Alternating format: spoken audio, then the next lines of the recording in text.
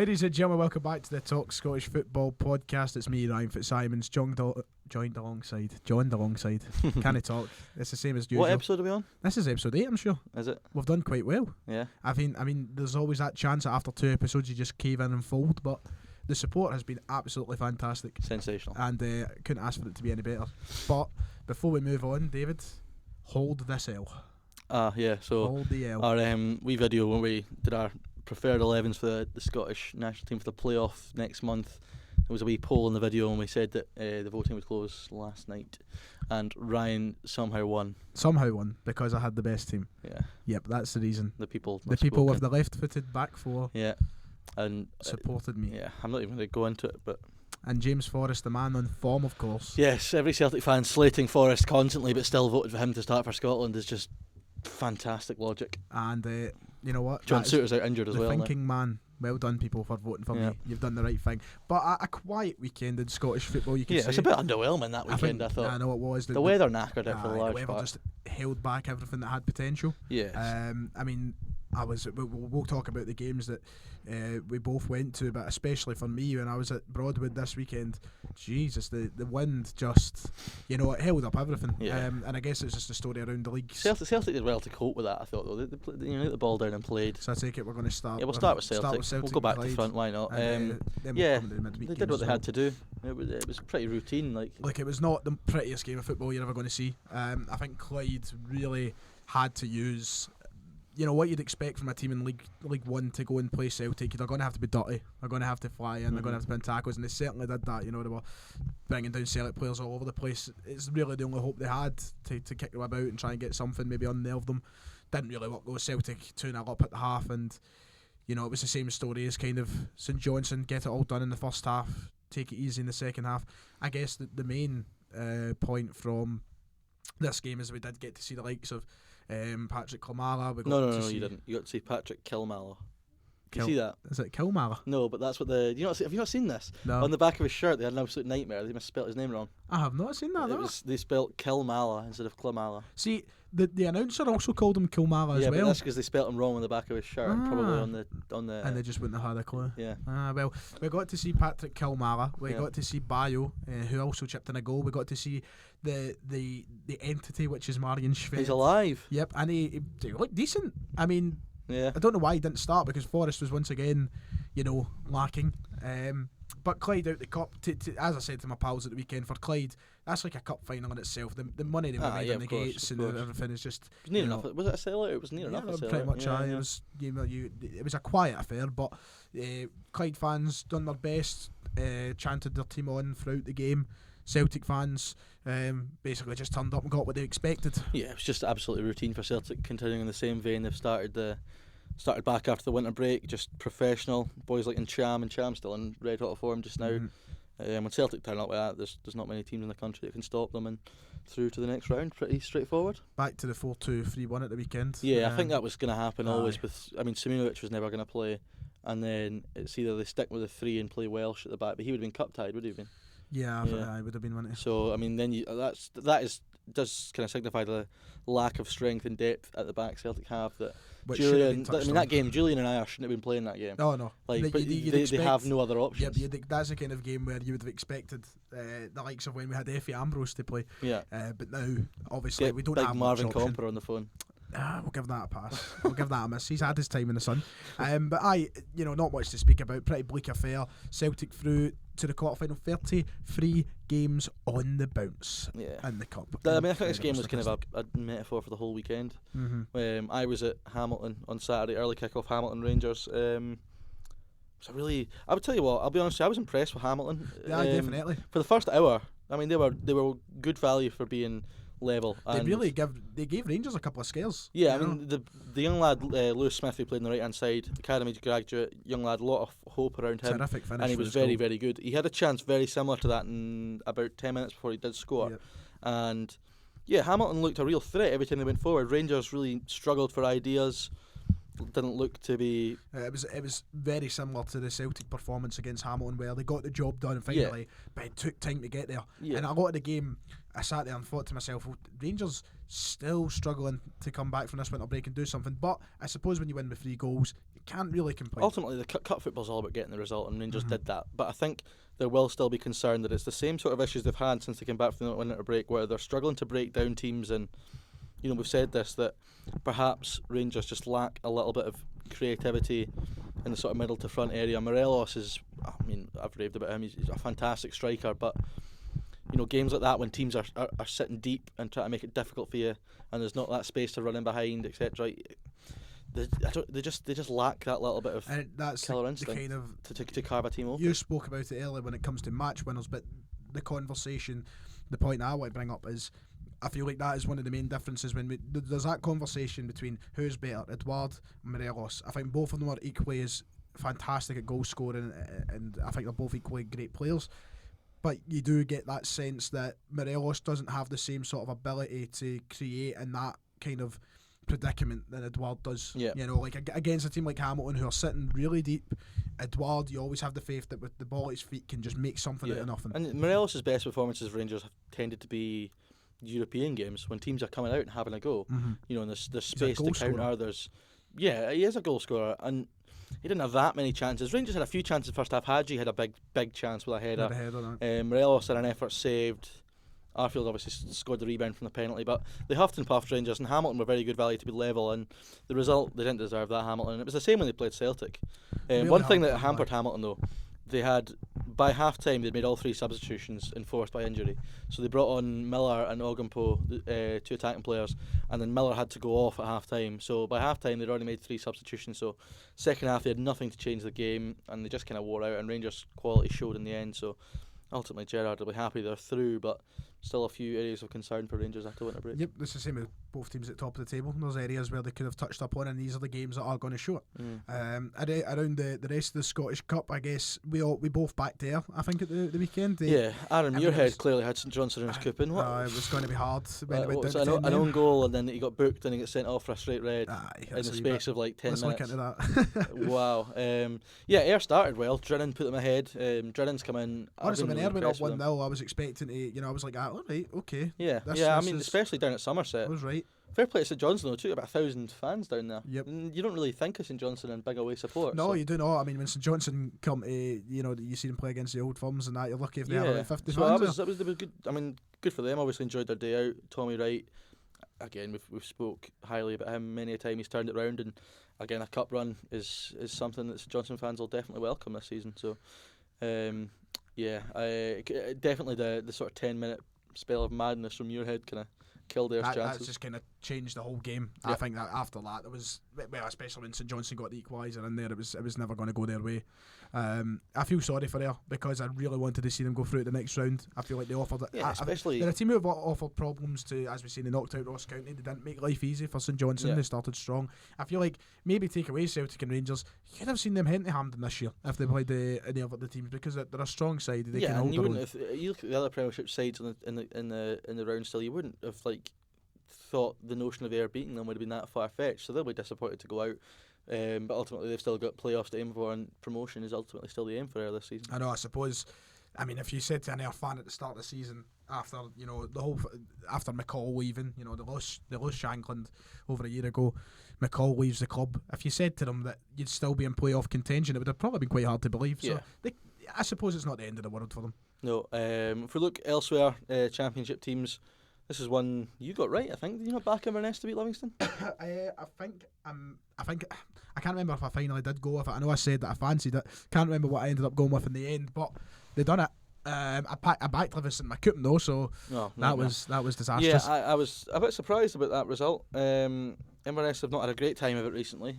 January was a pretty horrible month. They've kind of tailed off in the league a little bit, so it was very much good value for this win though. It wasn't a smash and grab by any stretch of the imagination. No, they were very much like, it was an even contest, and obviously they just got the better of it. And then, exactly. I mean, it's bad enough for a Premiership team to play the likes of Livingston with how well they set up. Yeah. For a Championship team to go out here and really break them down and get the goal and walk away in a situation where, as you already said, it wasn't a smash and grab, it wasn't any fluke. No. They actually worked for the win. They could be very proud of that. And Inverness, a sign of maybe things to come, perhaps. I mean, they are a team who will be aiming ultimately to be back in the Premiership. You feel like they're a club who a lot of people would prefer to see in the league over the likes of Livingston. This is a big result for them. And they've got to take the positivity from that and take a little bit of the pressure off. Yeah, as well. and get use this to sort of what's the word I'm looking for here, to reinvigorate their league form, which has not been the greatest since the start of the year. So yeah, a great result for Inverness, and a club who've had good success in the cups in recent years, and we'll be hoping that they can have another trip to Hampden this year. I mean, if they get a trip to Hampden, they're the only championship side left in the competition. Yeah, it's kind of disappointing. I know, I love it when you get to the point in the competition where there is, a couple of years ago, I remember Morton got to Hampden, played Aberdeen. It was lovely to see. It was the year that Hibs and Rangers were in the final. They were both championship sides. That's right. So. Exactly. I mean, it's always good when there's a little bit of variety, and obviously as a Celtic fan, I love to see my team go on and win it, but it's nice to see teams from around about the other divisions being scattered in there from the other divisions. We've seen the final exit for the non-league side, BSC Glasgow, out of the competition. I guess, you know what, fair play to them for getting so far. Yeah, and they gave a good account of themselves. They didn't make this easy for Hibs, because there was a point in the game, Hibs, I mean, obviously it was going on while I was at Broadwood, so I never got to watch the game, but from what I looked back on after the Celtic game, Hibs weren't anything great for a great portion of the game. No, I don't think the conditions helped them either. The pitch down at Alloa isn't great either. But at the end of the day, it was fairly routine in the end. There was a point in the game where they could have made it 2-2. Yeah, absolutely, and they had a couple of chances. Hibs, I tell you what, they'll be delighted. Look at the goal scorers for Hibs. McNulty with a hat trick, and Docherty's a big two one, deadline day signings coming up with the goods for Hibs. So that'll be really, really exciting for Jack Ross. And you'll hope that. I mean, they've relied a lot on Doidge and Boyle recently, so McNulty to come in and score a hat trick just adds to the attacking threat of Hibs, which has been very good since Jack Ross came in anyway. Quickly to touch on BSC Glasgow, a team who have clearly outlined their ambitions to return back to playing in Glasgow. Obviously, Alloa at the minute. Just need to find somewhere to play though. Yeah, they need to find something. But as a club, do you think they'll have a future of perhaps climbing up the ranks, getting into the It all leagues? Depends on the sort of. This would have helped them a lot, though. To find the money they've made in this cup run. It just depends on the structure of the club. There's a lot of clubs down in the Lowland League and in the Highland League, and there are some that have ambitions to come up through the leagues, and others who just have no ambitions that way. You look at the team that stood out for me in the Lowland League this year is Kelty Hearts in terms of the investment they've got. Some of the players they've got playing for them are like proper championship players who. They're spending money because they want to get up, and BSC Glasgow clearly a club with ambition. Returning to Glasgow would be a big thing for them. That's the next big step. But through this, gained a lot of support as well. You've seen the supporters turn out in great numbers over the past couple of rounds for BSC Glasgow, and if they can keep that up, they've certainly got something to try and help push them. I mean, this has been a great cup run for them in the simple sense that it's just put their name out there. There would have been a lot of people at the start of this year who probably didn't know who BSC Glasgow were. At the start of the year, I thought BSC Glasgow played in Glasgow. Yeah. Oh yeah. I didn't have a clue. I didn't have a clue they played in Alloa. It was through YouTube that I found that they didn't in fact play in Glasgow. But it would be superb, for another team from Glasgow to do something. Join the big boys. I mean, they could, for all we know, had them and Partick could be on the same level. Sometime if very Partick soon. keep going the way they're going, they could be on the same level. Yeah. The final game. Speaking of the level that Partick are heading to, we'll go to Falkirk Hearts. Did you watch this on the TV? I did not. No. Well, you wouldn't have been able to watch it on the TV anyway because you couldn't see anything because of the rain on the camera. It's like awful. Me when I've got my specs on. This yeah, kind of you playing fives with the glasses on. That's what it was like. I mean, I was walking in to film the podcast with you today, and obviously Storm Kira is taking us all aback. Yeah. And walking up the stairs wasn't exactly easy. No, and I can only imagine watching this game wasn't easy. It ruined that game. It's kind of ruined the weekend. Was it like that? Was it like the whole game? Was it the camera? Like that? I watched it for 5 minutes, switched it off because I couldn't see what was going on. It was just awful. Ridiculous. It wasn't a particularly nice spectacle. Hearts. Falkirk had chances, but just were nowhere near clinical enough when they came to them. Hearts, in the end, probably good value for their win. Again, Sean Clare scored the penalty. He's been someone whose Hearts' career has really sort of kicked off again under Stendhal. He's now becoming a little bit of a fan favourite after being sort of vilified with the Hearts support for a long time. So Stendhal will be happy. He's got another win, albeit it's not in the league where he desperately needs the wins, but he's going to have to take. It's a building block. Yeah, it's another piece of the puzzle, isn't it? So it's one of those ones. It's just a shame because Scottish Cup weekend, we touch on whether Scottish Cup weekend is always, I look forward to it every single time, no matter what round it is. It's a shame that the weather did have to ruin so many potential like, you know, there was Falkirk, maybe on a different day, if the conditions favoured them a little bit more, they would have been a bit more clinical. It's just one of those that just cancelled it out though, because you just couldn't play football. It was pretty awful to watch. There's not an awful lot to say about the weekend. I mean, Aberdeen Kelly's another perfect example of that. What a dreadful game of football that would have been to watch. Dismal. I don't imagine how anybody could have been satisfied leaving that Aberdeen or Kilmarnock. I mean, I guess the Kilmarnock fans can say, right, we've got a home leg to take out of this now. There was 2 shots on target in that whole game. It's just, it's not a great advert for the competition, is it? I don't imagine I think I almost said Tommy Wright. Alex Dyer said that the conditions definitely didn't help either team up there. Things just keep. I mean, I guess this is one kind of McInnes will try and look over and look I past. actually think for Derek McInnes that's a good result, because I think if he'd lost, he was in big trouble. If they went out, maybe, as we talk about, it could have been different for Falkirk. If it was different for Aberdeen, the weather was good and Kilmarnock capitalised on that. McInnes' pressure, the pressure building on him could have been far worse. Even that, it's not a great result for me. It's just, you expected.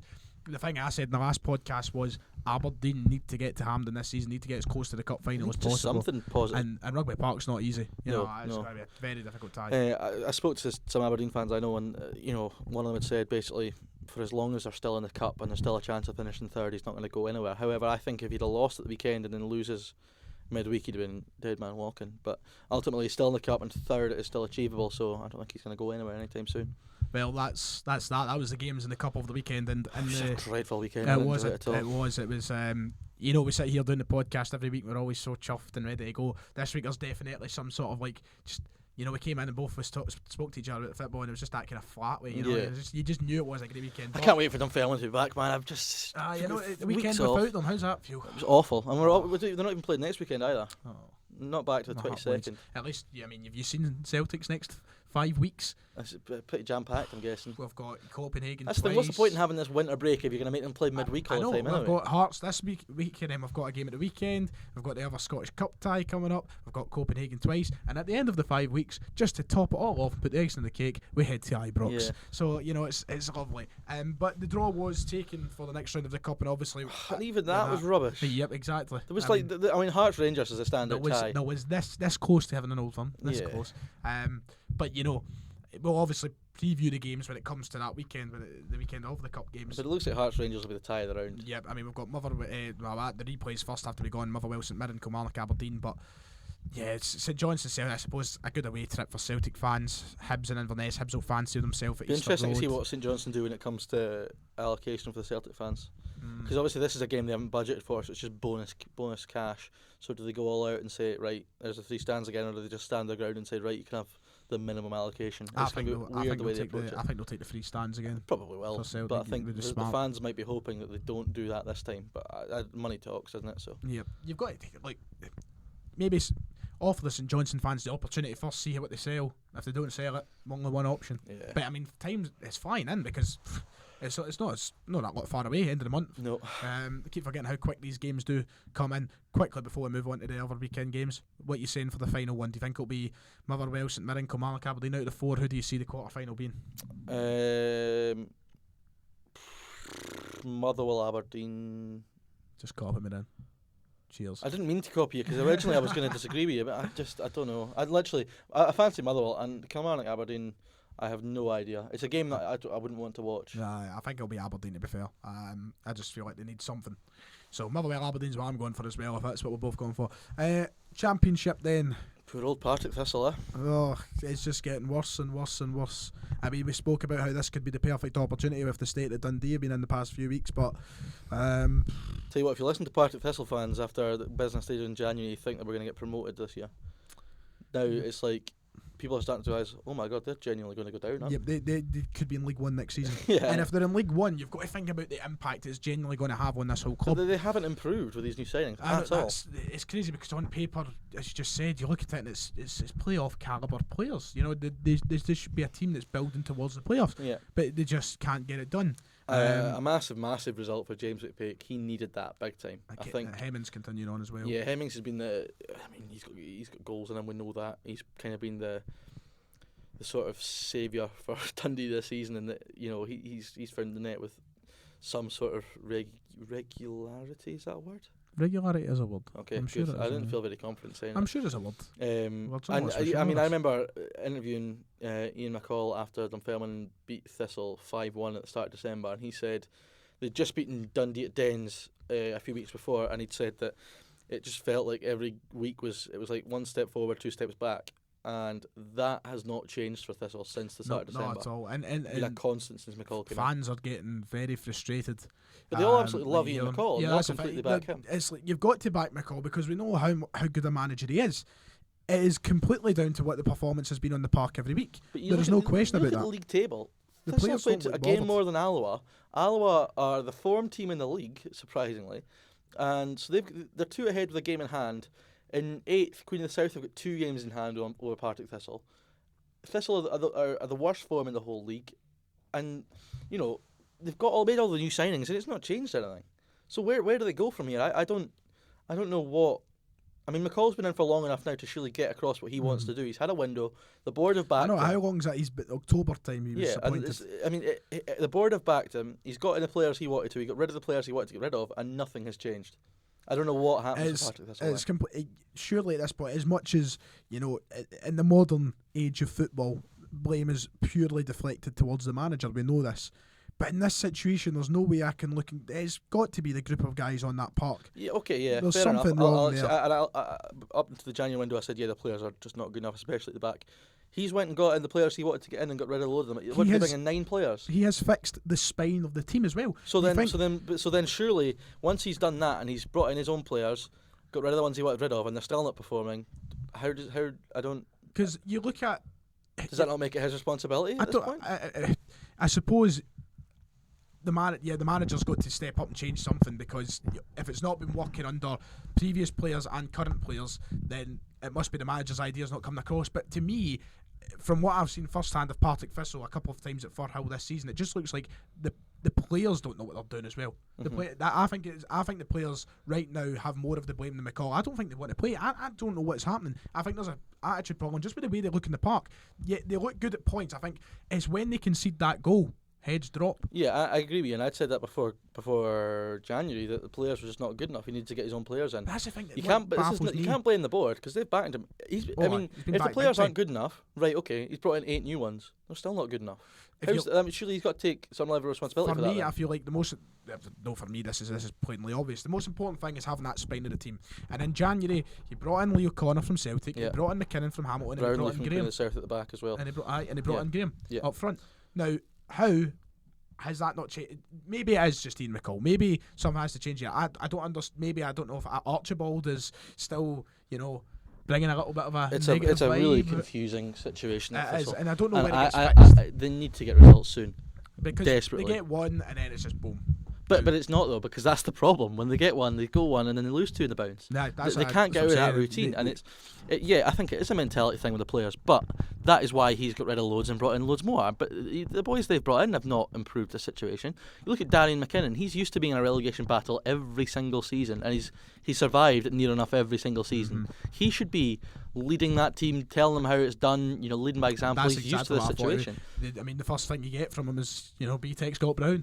That's what I was expecting to go. Yeah, to I know he's just experienced in surviving, and I don't know what happens with Thistle. They are a club who should be higher than they are. I just don't know. At the current moment in time, are they going down? Is it over? It's not over, but I think they're going down. Yeah, I didn't 3 weeks ago, but Alloa have just been amazing recently. Peter Grant is, and even job. Queen of the South, got a decent result at the weekend. They're starting to pick up a little bit again. They've got Stephen Dobie. That's the difference. That's it. I don't know. It's a kind of player part. I don't know who drops out to the bottom of the table for Thistle to jump up. It doesn't make, and there's no signs to suggest that Thistle are going to go on a run of winning 4 or 5 games. There's nothing to suggest they're going to do that. Interesting question quickly before we finish the Partick discussion. It just crossed my mind there. I'm a big fan of Ian McCall. I've made that evidently clear over the past 10 minutes of conversation. If Partick do go down Do they stick with McCall? Oh, of course. Do you think they should? I don't. Stick with him? I'm not saying McCall's. I think he'll bring I'm right not saying back McCall's up. not the right man. No, I'm just saying that yeah, if he's brought in his new players and still there is a problem that's persisting, so you can't just say then the playing squad isn't good enough because the manager has addressed that. It's just one of those things in modern football that it seems like a team of Partick standard who shouldn't be going down. The converse, like usually. Then the manager should go in this situation. I think McCall's going to be the man to bring them right back. Yeah, up they will get no one better to do that. So it's the best manager they could probably get at the minute. Yeah, probably. The other game, Greenock Morton, Queen of the South, not too much to shout about. A point shared among them. I mean, it's one of those kind of both teams down towards the bottom of the table. Yeah, both could have done with a win. Away from home was a decent result for Queens after a pretty poor run of form. Get into that. Morton have not lost for a while, but the draws are starting to rack up for them.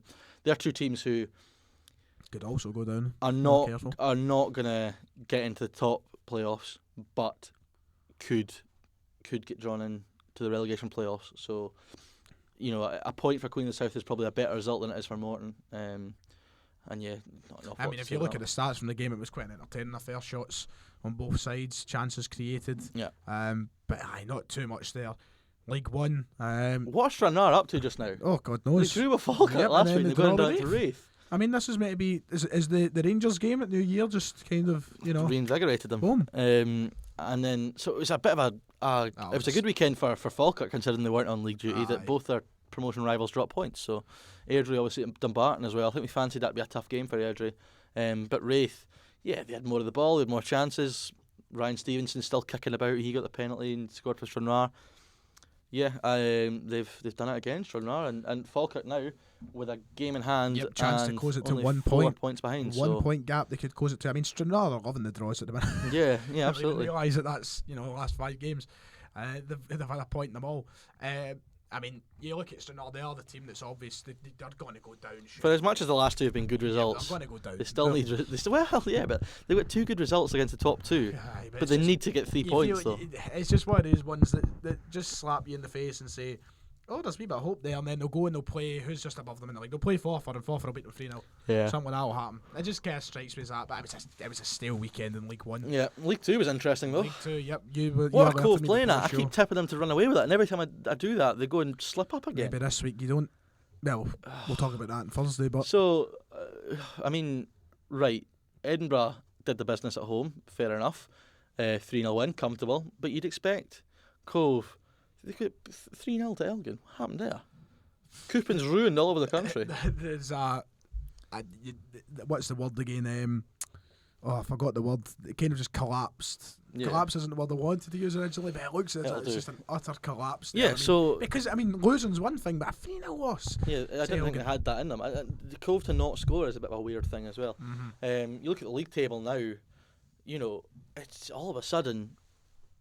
tightening up again. 3 points is the gap. So clawed themselves up back into it. Yeah, and even they haven't been in great form recently. Mm-hmm. So, yeah, I mean, every time I think the title race is going to end in League 2 and Cove are going to run away with it, they slip up. So that's the last 2 games they have slipped up. Yeah, they and need to fix it.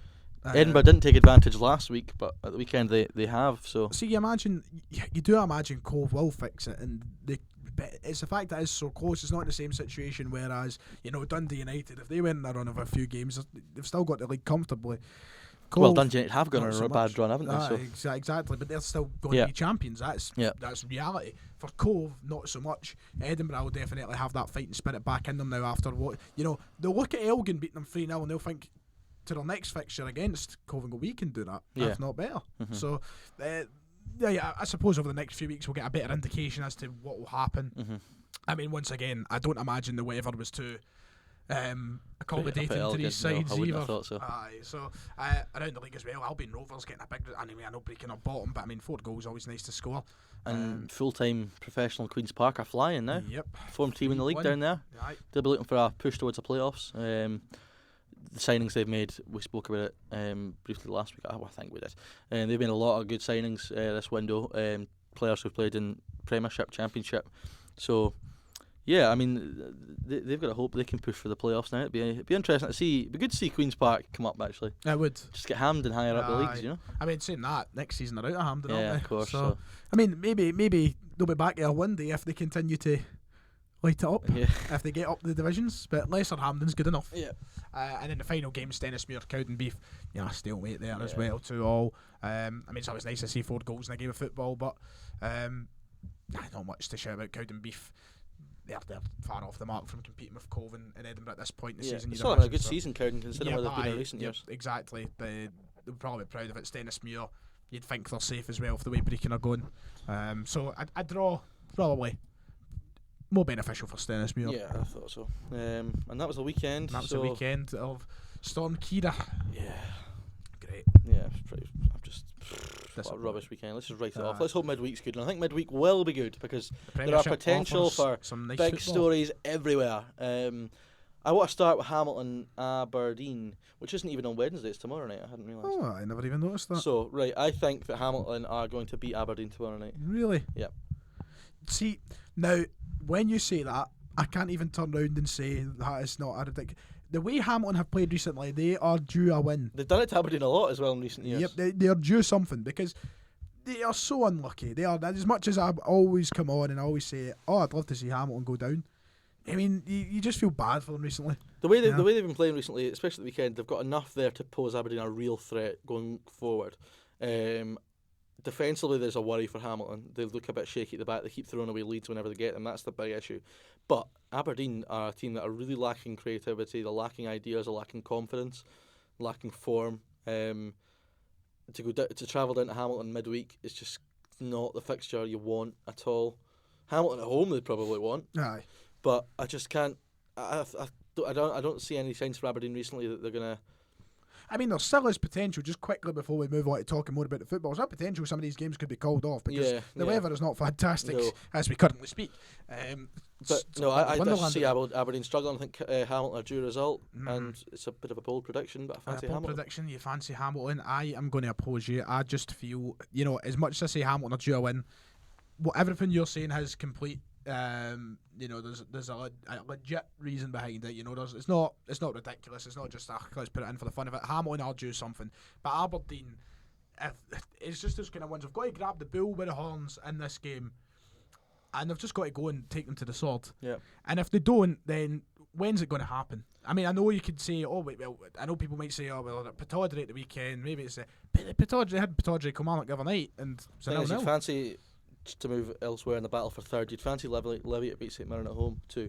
So it could, if Aberdeen slip up here, they're going to fall further away from third, you'd imagine. I think we both back Levy at home to regain their form. Apart from if Conor McCarthy's steps up. Going to score a hat-trick, blah, blah, blah. So, Aberdeen desperately need a result, but I just fancy Hamilton. For me, just in the top, in my head, if I was Derek McInnes, if I was any of the Aberdeen players with a shred of lunacy, I would be going out here to just do damage and shut people up for 5 minutes, get some positivity around the support, because there's no positivity in the Aberdeen support, not 1 ounce of it. And even the people that want McInnes to stay are not doing it out of positivity and I don't know, loyalty and kind of still maintaining a level head in terms of where they're at, and there's still potential for Aberdeen to have a good season, but they need to get some confidence in that team and start scoring some goals, because otherwise they're in a bit of trouble. We'll see tomorrow night if it's not called off. Hamilton not far from where we are right now, and it's not looking great. Livingston, St Mirren, why go there then? Because we touched on that. I mean, as you said, you'd be thinking the Tony Macaroni. Yeah, they're due to bounce back after the cup exit at the weekend. It's we've seen how much of a fortress they've made that for themselves this season. Part of me does feel like St Mirren are that team in the league who they push and they push. It's like they huff and they puff and they try and blow the house down. They just can't tip it over. They're not clinical enough when they get a chance. That's it. We spoke about it last week. They need a striker. They've got a good team, and I do fancy St Mirren to go and make things tough here. But Livingston at home. Yeah, it's that one seems like more of a far cry for me to try and back St Mirren. Yeah, I definitely fancy Levy for this. That need to bounce back from the weekend, and I think it might be pretty straightforward for them. I don't know. Straightforward, maybe a bit harsh on St Mirren. Did you not say? Maybe. I don't have the sort of belief that St Mirren are going to stay up, but you do. I think they could be in a bit of trouble. I see them staying up. Maybe that's just because I've seen Hamilton a bit more recently. I back what they've got, and they've still got to add David Templeton. Obviously, came in and scored against St Mirren, missed the weekend, but fair play. You keep forgetting David Templeton's back. I think he'll make a difference for Hamilton. So I think St Mirren are in a little bit of trouble. Speaking of trouble, We've got Celtic Park. You're not going to make this one, are you, this week? No, sadly not. Tesco's, enveloped me on the Wednesday night. Like an envelope. Yes. Well done there. Nice. That's still the game quote. Remember that? What is it? Shug says that. Shug, that's it. I'll envelop you. Like an envelope.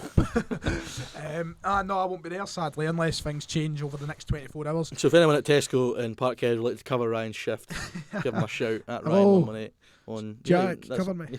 Yeah. So yeah, Hearts are going to lose. Let's just leave it there. Wow. Yeah, you thought so? I mean, you know what? It's a game that I always look forward to playing Hearts. It's always a feisty one. Yeah. It's one of the better games at Celtic Park. They'll take a decent away support. Yeah, that's why I like it. I always like playing Hearts at Celtic Park. I feel like it's one of the, I love every game at Celtic Park. I'm a Celtic fan, for God's sake. Of course, I'm gonna love going to every Celtic game. But when you play Hearts, there's that kind of little bit of fiery tension. Yeah, many old firm in it. Yep, and there's the battle on the park is kind of resembled with the back and forth with the fans at times. But for Hearts, as much as I rate what Stendhal has done to try and turn things around, despite it being a bit hit and miss at the moment, there's definitely the efforts there. Just feel like, Celtic Park is one of those ones where you can't go in and this is the first game Stendhal's had in his time at Hearts that is pressure free, I think. Yeah. Because there's no one expecting him to win or get anything from this game, which I think suits them down to the ground. Because even when Rangers went to, I know they beat Rangers, but even when the run up to that game, because it was at Tynecastle, there was lots of pressure on Hearts to perform. Nobody expects Hearts to win this week. Nah, especially if the form Celtic's been on. I mean, have you seen the statistic between Neil Lennon and Brendan Rodgers' site? You wouldn't have thought it. Unbelievable. No, not a chance. You would never have imagined that in a million years. So for Stendhal to, have any expectation to go to Celtic Park and get anything would be ludicrous. Sounds like John Souttar's going to miss this game through injury as well. And that's just another big, Yeah. I don't know. I mean, maybe having less of the ball and being able to counter might suit them. I don't know. It'll be interesting, certainly, on the fact that this is the first time Celtic will come across Stendhal at Celtic Park, and it might bring something completely different. Tell you what I will say for Celtic though, Celtic don't like it when teams press them. No, they do not. So if Hearts if Stendhal decides to go out and stick to his morals and his guns and just say, right, let's press them, let's put them under a bit of pressure, they don't like that. Right. Julian especially. I've said it before. Julian does not like it. At times Ayer as well. Yeah. Ayer gets it. The thing is, the difference between Julian and Ayer in those situations is Julian just gradually gets worse and worse and worse. Julian's a confidence player. Looks, that's it. The confidence disappears. But the difference between him and Ayer is Ayer gets too hot-headed. Tackles start flying. Yeah. There was that one on Morelos in the final at Hampden where he just goes to absolutely wipe him out, and there was absolutely no need to do that. I think. That's why Rangers have had so much success against Celtic in terms of performance, is they really have a go. If Hearts try and sit in and contain, they're going to get beat 4 or 5, I think. 4 or 5? They're just so bad at the back. If they're conceding 3 to St Johnstone, 3 to Kelly, they're not going to keep out Celtic if they try and sit in. They've got to try and have a go, I think. And then, obviously, to end off the discussion of Celtic and Hearts, I imagine Neil Lennon will return back to the 3-5-2. Yeah, I thought so. It makes sense. Bring them both back in. Coming back, Edward obviously had a full-on rest. Yeah. Wasn't involved. Griffiths has come back in. You'd have thought as well. Who had a Griffiths rest. loves it against Hearts too, doesn't he? So you fancy him for a goal, considering how he's been playing recently. Thought so. Where should we go next? We've got St Johnstone, Motherwell. To Perth. Interesting game, this. Yeah, it is an interesting game because St Johnstone obviously are the team who've surprised a lot of people with the way they turn things around this season. Motherwell, the team who have probably just surprised everyone with how good they've been. It could go either way. For me though, I think Motherwell are heading up there in a situation where it's now kind of like, let's run away with this. Let's try and get away from Aberdeen and all the rest of it. I think their confidence is really high at the minute. Yeah. The thing is though, with Motherwell as well, Aberdeen played the night before, so could be an extra incentive if the Dons do drop points. So obviously got to wait and see what happens at the Super Seal. Or no, sorry, it's not. It's the Fountain of Youth Stadium, which I didn't realise until I went there. I never realised until Saturday as well. And I thought it was called the Super Seal. No, they've changed that again. So money Fountain of Youth Stadium. But I do fancy Motherwell. I'm just in a position now with St Johnstone though, where you don't know what you're going to get from them. Tommy Wright's turned them around. We know they're capable of still the odd defensive mistake. They've started scoring goals though, which is a big positive for them because they weren't doing that. I don't know, it'll be an interesting one. I probably do fancy Motherwell, but I think it'll be tough. Talking about goals, Motherwell hopefully adding to that with the signing of Tony Watt, who came in. This is a really strange Really one because happy for it was common knowledge that he was training with him. That was out, but Stephen Robinson had come out and said that it wasn't going to happen. It was very much like he's just using the facilities. Now, I think I spoke to a shout out to Mr. Gordon Bones here. I spoke to Gogsy. Oh. I spoke to him over the weekend about it, and he was pretty pleased with the signing because he feels like, that's what one area they lack in is definitely a second option, behind the strikers they already have. Yeah. He feels like they need somebody who can score, and the point here is more is they need players who can score in the bigger games. Now, as much as Long has been scoring, Tony Watt's definitely got a history with that, hasn't he? So. Tony Watt, obviously the historic goal against Barcelona. Now, don't think he's going to quite hit those heights. Tony Watt gets such a hard time on social media. You get people come out and say, "Oh, he's living off that goal and all this nonsense." That's not him. He doesn't like. See if you watch him in interviews when he talks about the goal and stuff. He doesn't like talking about it. He doesn't live off it at all. People that's their memory. It's not his fault. I know exactly, and fair play to Tony Watt because I think he's took a very bold.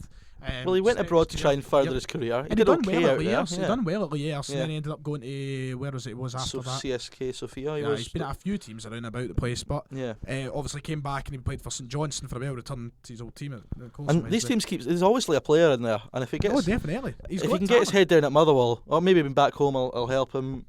There's no reason why he can't be a big player for Motherwell between now and the end of the season. I know exactly. If he can score in those big games, and Motherwell fans will take right to him. Yeah. It's only a 6-month deal. He's got time to, he's got that 6 months. It's a win-win for it's risk. It's a good move for Stephen Robinson because exactly. if it doesn't work, it doesn't work. I know. It's only a 6-month deal. It's not on that much a week, surely. I wouldn't have thought so because they weren't that keen to bring him in. It wasn't like they were desperate to bring him in. Mm-hmm. He's obviously impressed when he's been training there.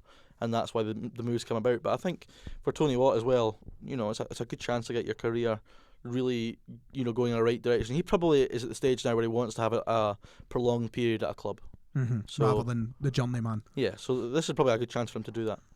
Well, that's that over at McDermott Park. I forgot the name of the stadium then. Yes, so let's go to Rugby Park. Rugby Park, where you will be on Wednesday I will night. be there yet again. Rangers season ticket holder me. 2 Rangers games in the bounce. Get off the staunch human being. Yeah, it's going to be an interesting game. Rangers, I don't know. You're my best pals with Jim Trainer by the end of the week. Oh, don't even. Kilmarnock Rangers. I just Rangers. I think I fancy Rangers to win. I don't think it's going to be pretty. They normally do well down at Kelly. Alfredo loves a goal down there. Yeah, it's a similar situation where you expect Celtic to pick up 3 points. Rangers are going to need to keep pace if they, want to really stay in this title hunt. They need to keep winning in the league. Yep. For as much as recently they've not been great, they've still been grinding out the results. They ground one out against Ross County. They ground it out against Hibs. They ground it out at the weekend. They're still ticking over with the wins. Mm-hmm. I expect them to do the same again. Morelos got his goal at the weekend. Hasn't looked quite at his sharpest yet, but I think it's a good game for him, and normally somewhere where he thrives. Hadji looks decent. Arfield in amongst the goals at the weekend. It could be maybe the start of a wee run of form for Rangers now, and some improved performance. You touched on the part of they're getting the wins. Look, the Rangers' performances recently have not been great. They've not been convincing. But at the end of the day, if you want to keep the pressure on Celtic, all that matters is those 3 points. The Rangers fans won't care. They might moan and groan about how they're not playing the Celtic football, especially at home. If you go to Killie and win 1-0 and it goes in off Morelos' backside in the 90th minute, nobody's going to care. If it goes off his backside, if it goes off Edouard's hand, who cares? Yeah, as long as they're keeping pace, it's all that matters. And Steven Gerrard will ultimately just care about the 3 points. As much as, they'll want an improved performance, but if they're grinding at the results, it doesn't really matter. I feel like this one's got more of a... There's more of a kind of feeling around this game for me that if it was Celtic in the same situation, if we were to reverse the scenarios, right, and people have been moaning and groaning about performances, look, Wednesday night in this weather against Kilmarnock, who have picked up recently, if we were to go there and win 1-0, wouldn't give a toss. That's what you need. I think this game suits Rangers as well, because at the weekend Hamilton's, as much as Hamilton did come out and cause Rangers a few problems, they were very much, more than happy to sit in and soak up the pressure, sit deep. Killie at home, having improved at home a little bit, will be more inclined to come out and play a little bit, I think. Absolutely. So that'll open things up, I think, for Rangers. Big pitch down at Rugby Park too, it should suit them. Yep. I do fancy Rangers to win, and I fancy them to win by a couple of goals at least. I fancy Rangers to win also. I think that there is no reason why they can't win this. Every point you brought up valid, but I will reiterate, if Celtic win on Wednesday night and Rangers drop points at Rugby Park, Give me the bus down at the Gallagate to drive myself, because the league is over. Right, so are you going to be making this prediction every time they both play? Every single week. The next time Rangers drop points and Celtic don't, the league's over? Yep. Wow. That's it. I actually really hope that happens, because I want you to come out with that claim. You want me to, I've came out with it right there. So even if Rangers get a point and Celtic win?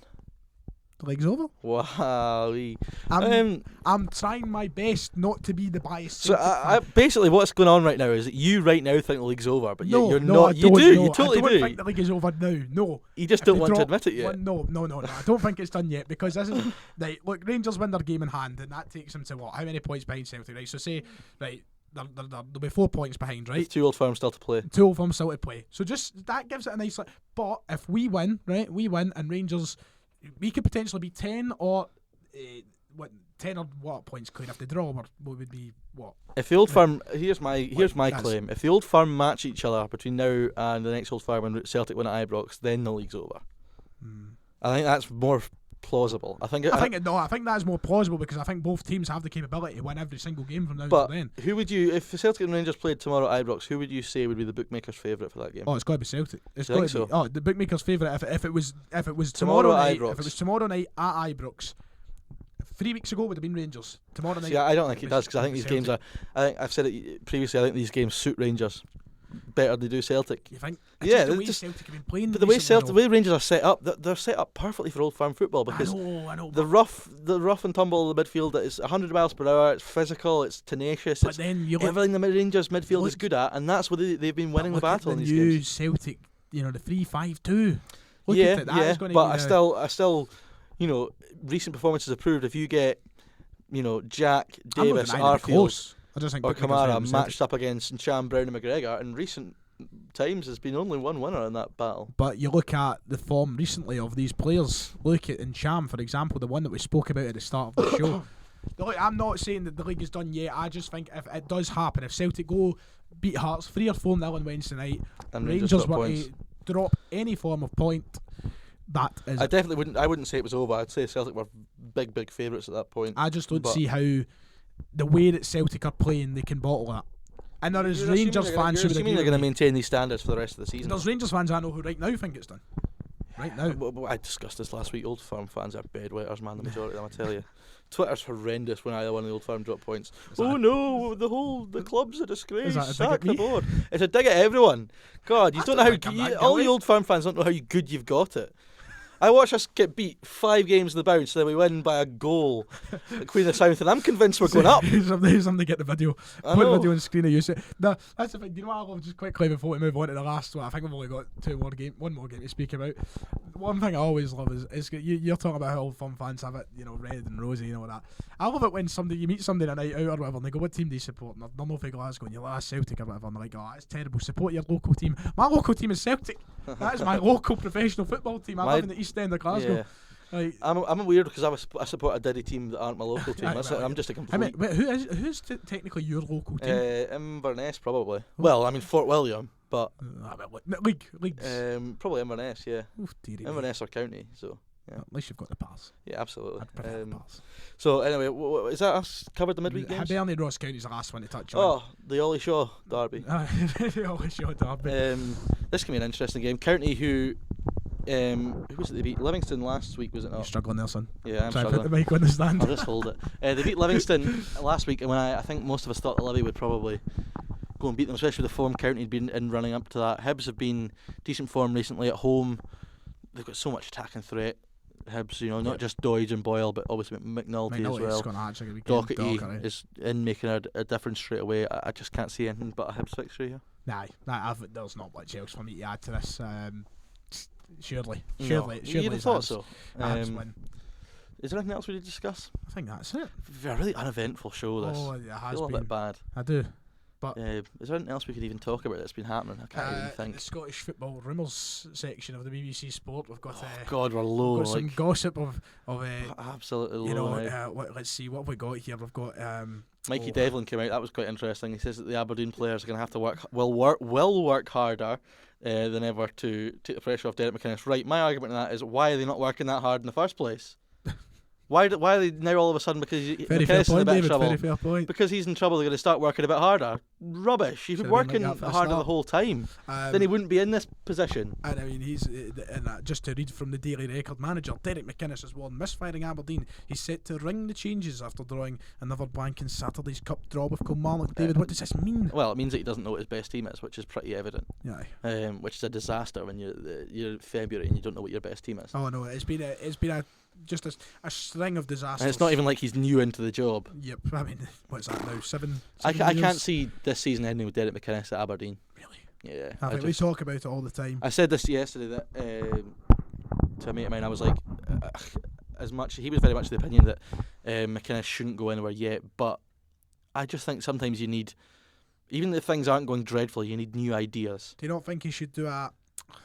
Try to think of an example that isn't comparing them with the greatest manager of all time. I was going to say a Fergie. You don't think he should maybe get to the end of the season, maybe get his Cheerio, maybe a nice exit? That's the thing. He is in a little bit of. Get that? Yeah, he definitely would if he went at the end of the season. But he's in danger of ruining that legacy if the team keep performing badly. It's not even the results that are annoying Aberdeen fans just now. It's the performance, and even when they are winning, they're miserable. Yep. Because they're just playing some rotten football just now. I mean, you look at their win in the last round of the Cup, for example, over Dumbarton. Took a Sam Cosgrove penalty in the 85th minute to get them through. And that's the thing, the Cosgrove goals have dried up and they're in trouble, which was always going to be a worry. They could do with bringing in a Tony Watt. That's what they need, another goal scorer. I know, it just... Maybe not Tony Watt, maybe a little bit higher, but they need another goal scorer because the goals have dried up. I wouldn't want to watch Aberdeen play just now. No, I feel sorry. Leon, if you're listening, pal. God bless. But yeah, I think that's about it, isn't it? Yeah. We've got Thursday's show. Thursday will be interesting. There's also, we put up a transfer window special yesterday. We reviewed the Premiership club's transfer window performance. That went up yesterday, so go and check that out for our thoughts on that. It was quite a decent wee video, that one. I enjoyed it. So yeah, we're back on Thursday to review the midweek games. I think it could be a good show. I've got a feeling this midweek will be good. Yeah, but the midweek games have been good recently, actually. Once again, is like the exact thing I said to end off the early week show last week. I could be coming on here having to say the title's over. Yeah, here's so I know. Just for the title on the thumbnail. That's it. Ryan and then claims it's done. Yeah, next weekend. I tell you what, we could throw it out there. What is there anything people want us to do for next weekend? Because our sort of thought process just now is we're going to do the 2 a week podcasts and then something special at the weekend. So we've done like the national team preferred 11s, the transfer window review. Which can I also quickly apologise for people who have already watched the transfer video. There should have been a lot more effort and graphic work put into that, but I've been passing away all weekend. Just poor that, innit? I'm dying. Yeah. So yeah, we'll throw it out to the listeners and / viewers. Is there any sort of special sort of topic they want us to discuss for a wee video at the weekend? Also, to the fans who have pointed out as well in the comments section, we will try and get I'm going to try and get the podcast up on SoundCloud very soon, so there is a means of downloading them and listening to them on the go until we get Apple sorted. But obviously, there's fees. And if someone wants to buy us a camera, that would be fantastic. We make this appeal every week. Do it. We'll start a crowdfunding page, shall we? Aye.